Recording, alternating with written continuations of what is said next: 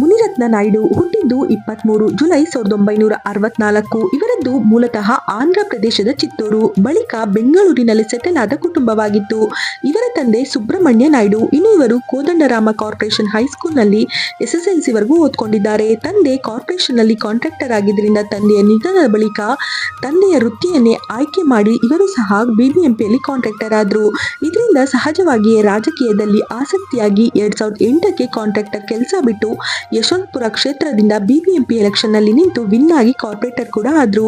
ಅನಂತರ ಕಾಂಗ್ರೆಸ್ ಪಕ್ಷದಲ್ಲಿ ಗುರುತಿಸಿಕೊಂಡು 2013ರಲ್ಲಿ ರಾಜರಾಜೇಶ್ವರಿ ಕ್ಷೇತ್ರದಲ್ಲಿ ಕಾಂಗ್ರೆಸ್ ಟಿಕೆಟ್ನಿಂದ ಸ್ಪರ್ಧಿಸಿ ವಿನ್ ಆದ್ರು. ಮತ್ತೆ 2018ರಲ್ಲೂ ಗೆದ್ದು ಬಂದ್ರು. ಆದ್ರೆ ಸಚಿವ ಸ್ಥಾನ ಸಿಗಲಿಲ್ಲ ಅಂತ ಬಿಜೆಪಿ ಆಪರೇಷನ್ಗೆ ಒಳಗಾಗಿ ಬಿಜೆಪಿ ಸೇರಿದ್ರು. ಬೈ ಎಲೆಕ್ಷನ್ ನಡೆದಾಗಲೂ ಮತ್ತೆ ಮುನಿರತ್ನ ಅವರೇ ವಿನ್ ಆಗಿ ತೋಟಗಾರಿಕಾ ಇಲಾಖೆ ಮಿನಿಸ್ಟರ್ ಕೂಡ ಆಗಿ ಕೆಲಸ ಮಾಡಿದ್ದಾರೆ. ಪುನಃ 2024ರ ಚುನಾವಣೆಯಲ್ಲೂ ಗೆದ್ದಿದ್ದಾರೆ. ಇದಿಷ್ಟು ಅವರ ರಾಜಕೀಯ